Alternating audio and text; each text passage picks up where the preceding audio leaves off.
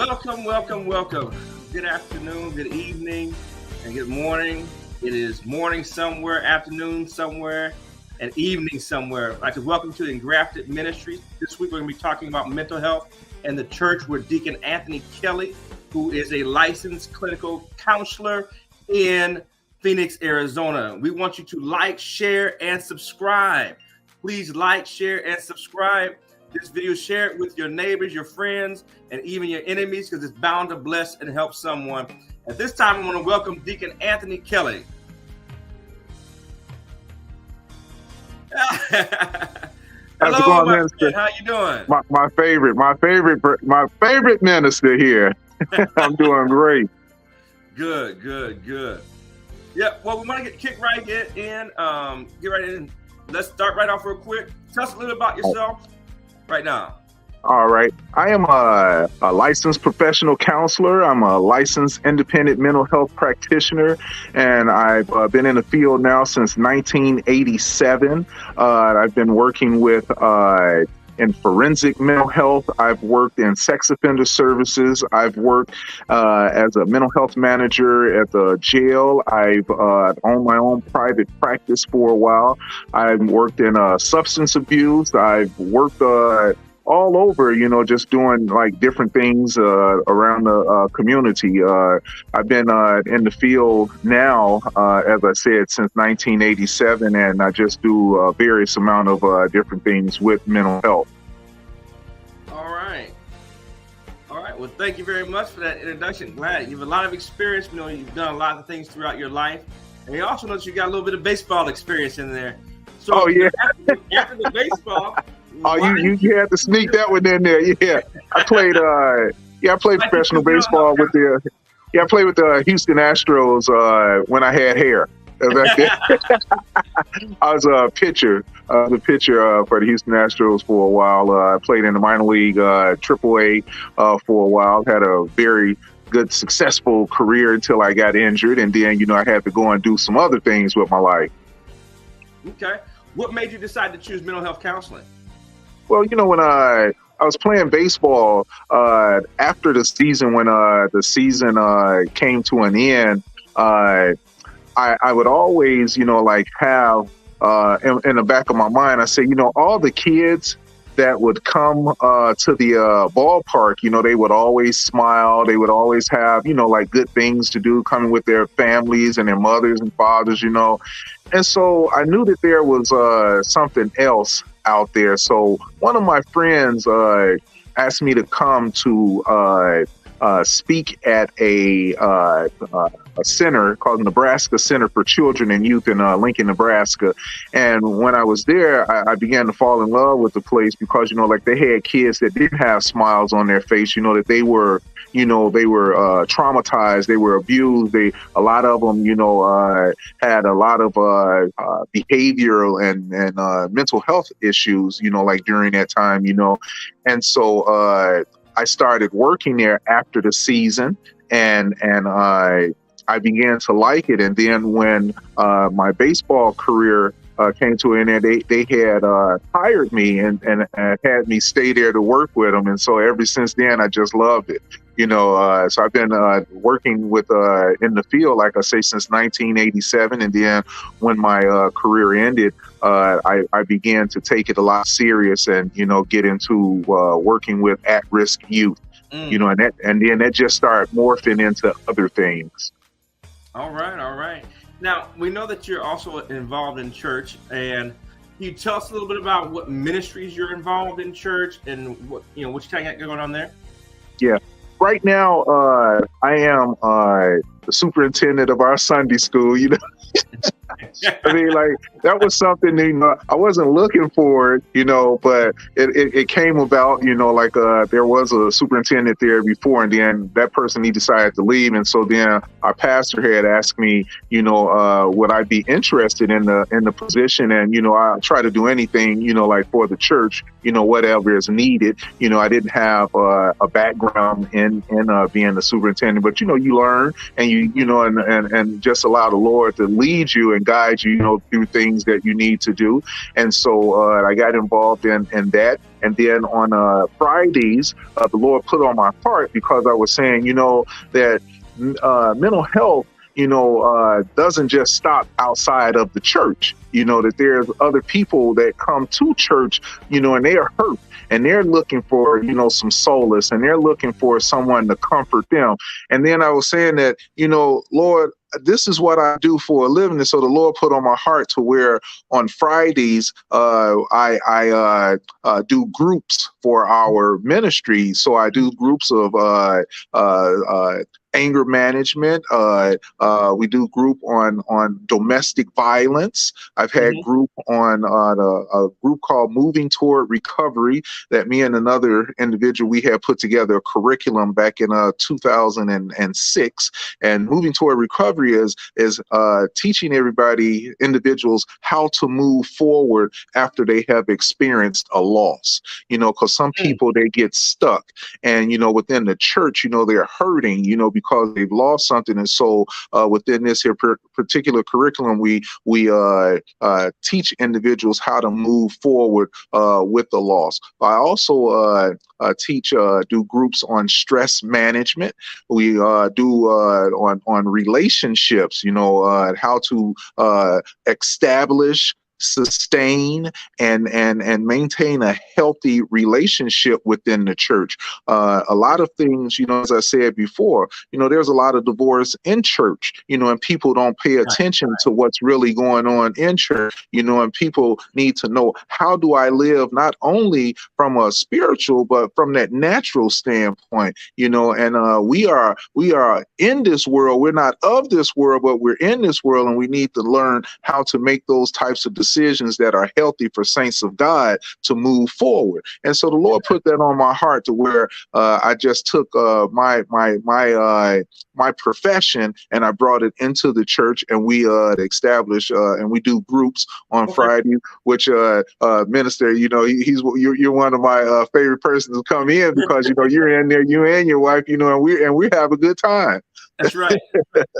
And that kind of leads me right into the next question that I had, was going to talk about, was fitting the counseling into the Christian life. And from there, I want to kind of sway into being involved in church and seeing the things that you've seen. What are some of the things that a Christian might want to seek a counselor for? So fitting it, if we could just kind of talk about the fitting it into the Christian life, and then what are a couple of key things that a Christian might want to seek a mental health counselor for? Yeah.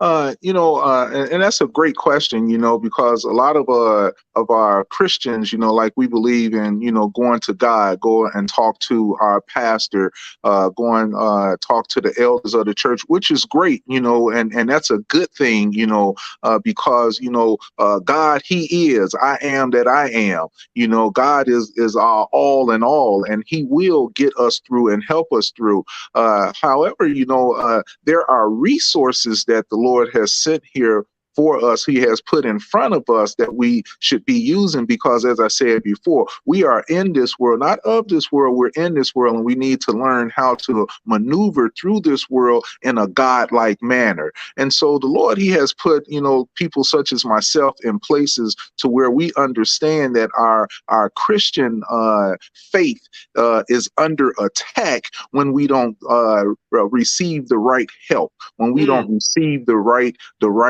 resource, going to our pastors. Some of our pastors, they have been equipped in dealing with some of the things that our Christian family, our Christian people are going through. However, they're not really understanding all the things that go into dealing with individuals that are seeking help. Like for me, from a counseling standpoint, every time you deal with someone, you take a holistic approach.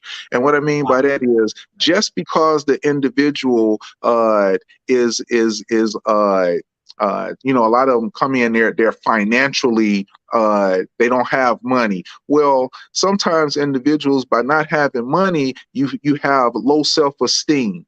You don't take care of yourself. You see things from a negative perspective, and sometimes our pastors don't understand all the other particulars that go in to when an individual is coming to them for counseling when they're hurting. As I said, they'll take them through what God have said, but then that individual still has to go out and live that next day. They still got those 4 kids. They still have, a place where their car's not working. They still have to deal with something that's going on within the family, like substance abuse. You're still looking at individuals that probably even going through domestic violence, and all the time you just can't say just pray on it, that we'll pray on it. No, no, no, no, no, no. We need to make it a point of not only are we going to pray on it, but we're going to call the police. We're going to put the person in the shelter. We're going to be able to utilize mental health counseling because that person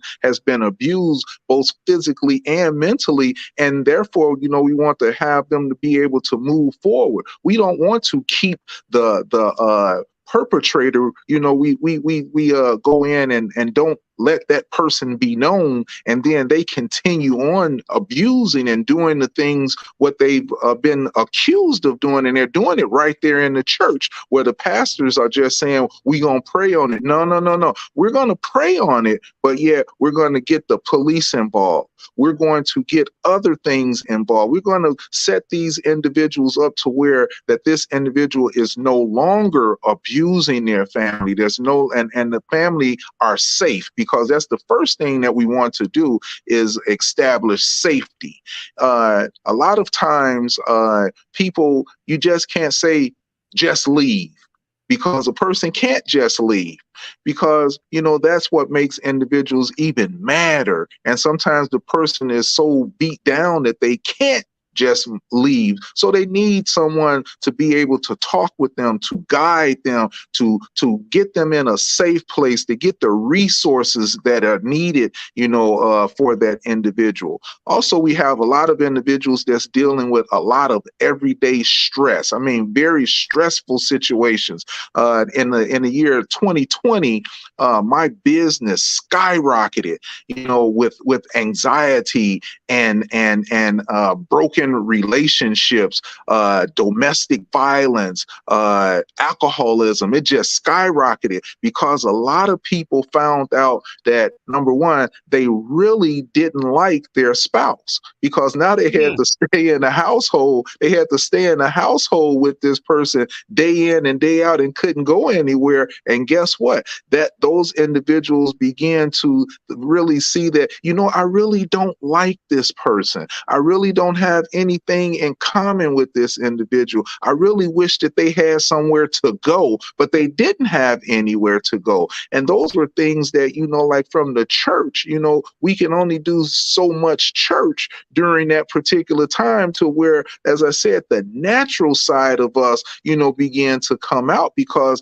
there are certain things that people would like to do. They have to get away from stressful situations, from anxious situations. They have to have some type of resource to deal with those particular things. And as I said, the church, I don't think that we did a really good job during those particular times, because they didn't know. A lot of people don't know about what to do during these here times, during anxiety, during depression, during individuals that's having problems, like within the household. So, it's very important for our church pastors to utilize different resources that are out there to help the congregation and to help the people that are dealing with these things day in and day out. Not necessarily just turning, just saying, just pray on it, just pray on it.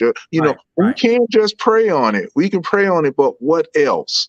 And so that's how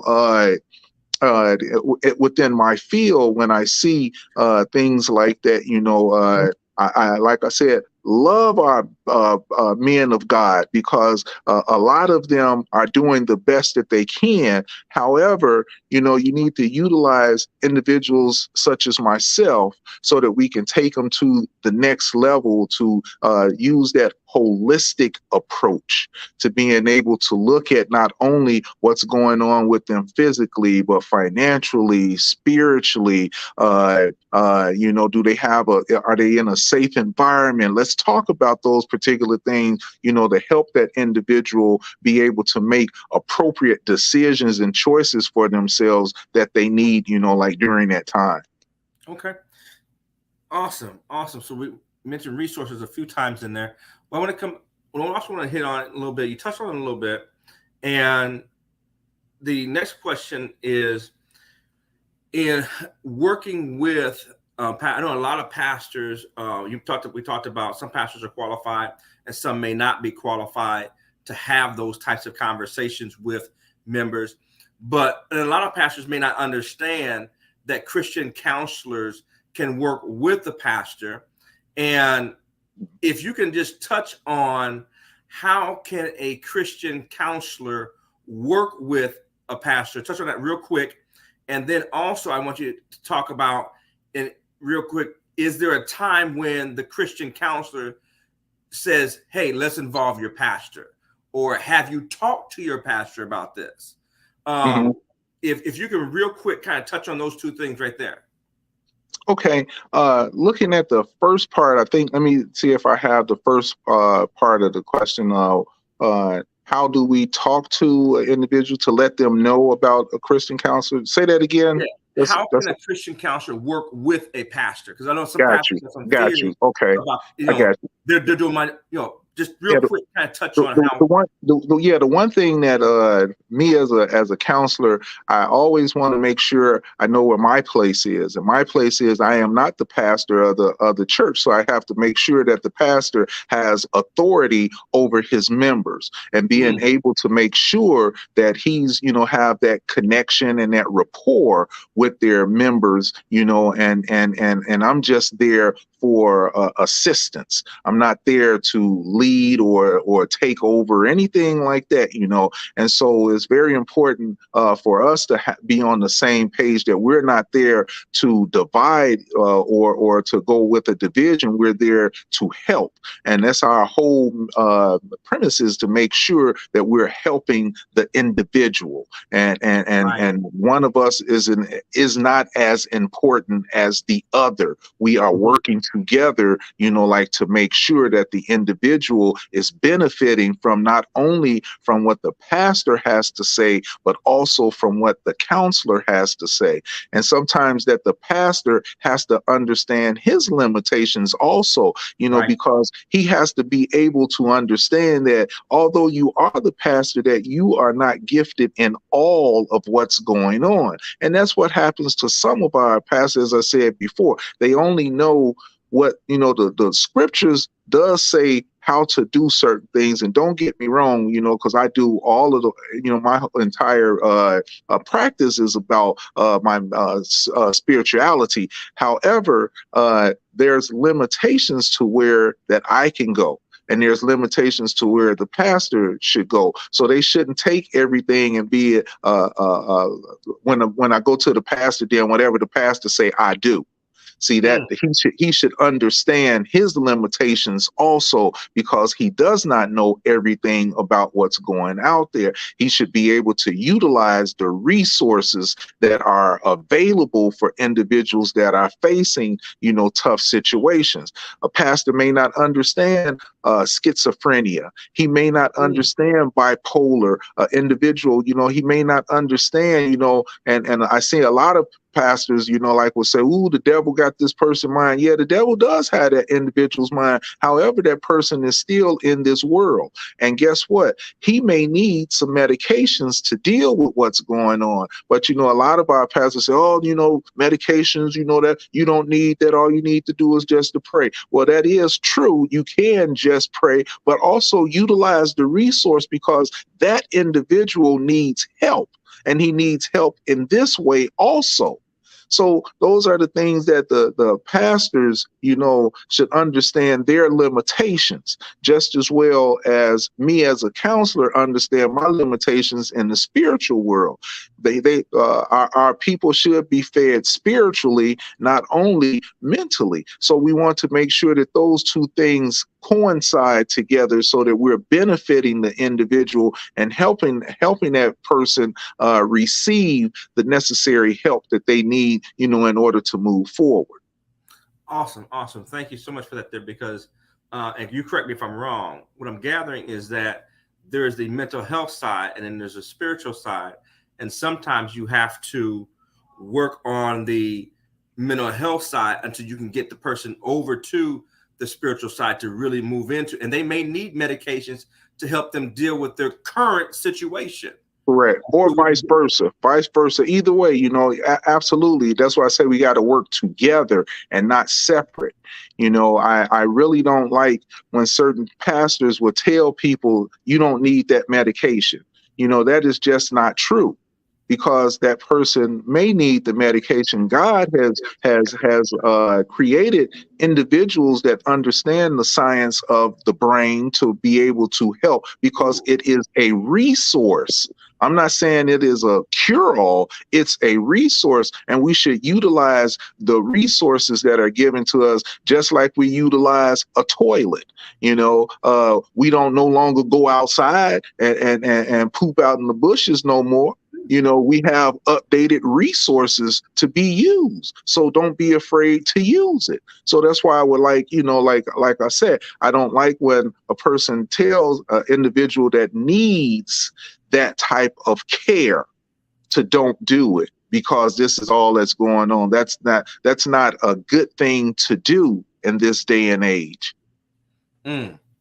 Right. And that kind of leads me into the next question. Thank you for talking about that there and working with the pastor, and how important it is that pastors utilize mental health counselors at the same time, and both parties recognizing those limitations.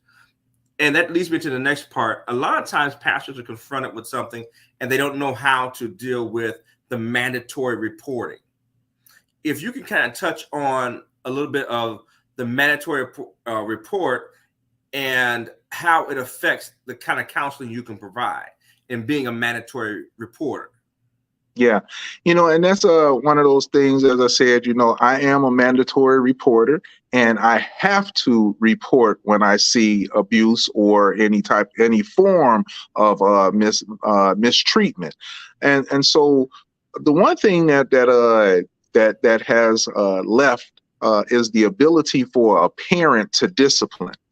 And I'm not one to say that a parent should not spank. And I'm not one to say that, So when you look at mandatory reporting, we have to pay attention to what is abuse and what is not abuse. Because a parent is smacking a kid on the butt isn't a form of abuse, in my opinion. However, if we know that a husband is beating their wife, we know this, and we see the marks. We've heard the report, and we're not saying anything about that, but come to my office and we'll pray about this. That's wrong, because that person is abusing an individual, and that needs to be taken to the next step. That person that we're sending back, that person is in fear of what can happen to them when they go back home. So that person is not in a safe environment. They're not going home to a safe environment or to safety. Sometimes, as I said before, what makes it difficult is because the person may not have any place to go, and they may not have anything else to do. Right. So that's why I say utilize the other resources that person may have, such as shelters, such as crisis centers, such as what they call those reports, like stay away from the individual. I can't think of it right offhand, but I'm sorry, say that again. Restraining orders? Restraining orders. Absolutely. Those things need to be utilized, because that person is in a form of danger. They're not safe. And nobody should have to live in an environment where they don't feel safe or they feel as though that they're going to be abused.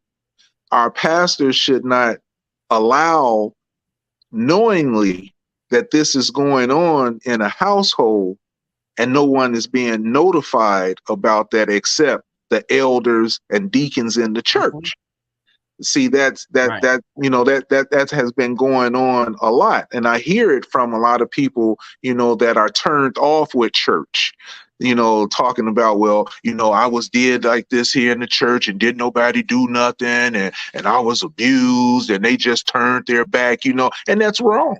Because you're doing more damage down the road, to that individuals than anything, because you're turning them away from the place where they should feel safety and security. You're turning them off from the love of God, because God would not leave an individual purposely in a position to where they're being physically, emotionally, or psychologically abused. So I believe that we should be able to utilize people such as myself and people such, like the other resources that are out there to be able to deal with individuals like that. Because we don't call, individuals like that, we don't call that a loving household. We don't, it's called a traumatic household. When kids witness domestic violence in the house, we call that they're being traumatized. And those same kids that were 5 years old that had witnessed abuse within the family, when they're 19 and 20, 21, they turn around and they repeat what they've witnessed over the years. And we say it like this: oh, well, they act just like their mama, or they act just like their daddy, or stuff like that. And you know why? Because we hid this. When we had an opportunity to get in there to change that cycle of behavior, we looked the other way. And I don't think that we should do that. Absolutely. And thanks for sharing that there. One of the things I want to go before we get ready to close out here, if you could kind of touch on what are some of the steps if someone needs to see a mental health counselor, say they're having some of those things you talked about, the schizophrenia, the bipolar, or the ADHD, they're having some of those things.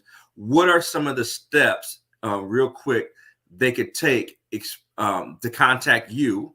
Because I believe your license gives you, kind of talk to people in different states. And what are some of the steps they need to take to get a hold of you or someone like you? And then also let them know, hey, you should seek mental health counseling if you are feeling. And real quick, a lot of individuals, when you're noticing that everything that you see, everything that you do is negative. The sun is out today, yeah, but there's a cloud over there and it's gonna rain. We're gonna go to the movie. No, we can't go because this here is gonna happen and nobody wants to be around me. And I think that the world would be, a better place without me, or I just can't do this anymore. When you start hearing individuals talk like that, there's a problem that's going on.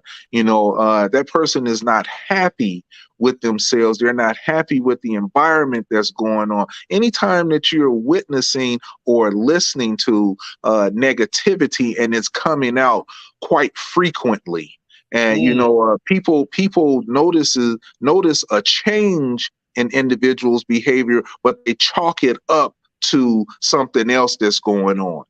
That's why, people, they begin to talk about things that's bad at work, but yet they bring that behavior home. And so now they're taking it out on the kids. They're taking it out on you. They're taking it out on this. And then next thing you know, they're trying to find some type of cure for their anxiety or for their depressed mood or something like that. So they start sleeping a lot. Or if they don't start sleeping, then they want to drink a little bit more. Or if they don't want to drink, then they want to go out. Or if they don't want to go out, then they want to indulge in high risk behaviors.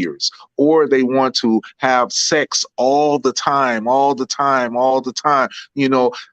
There's a problem there. anxiety is building up in an individual. A lot of people don't pay attention to anxiety because it creeps up on you. It doesn't happen in one day. It'll creep up, and now you have a behavior of negative behavior. Okay, Wow. so individuals that are going through it don't necessarily see it, but the person who's around them see it first. So it's important, like for us to bring that to that individual's attention. Hey, are you all right? Because I've noticed that this is going on, and this has been happening, and you don't see this going right, and this not going right. And like I say, if you listen to the news, you will hear that so many kids are dealing with anxiety. So many people are dealing with anxiety. Anxiety is one of the number one things that's going on right now. And you know what works for anxiety? Fentanyl. So that's why we have this major, major increase in fentanyl, because Mm. it works.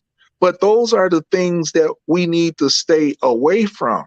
And when people sit up and be thinking about things like that, what do I need to cure these anxious feeling or these things like that? That's why I say, don't be afraid to pray.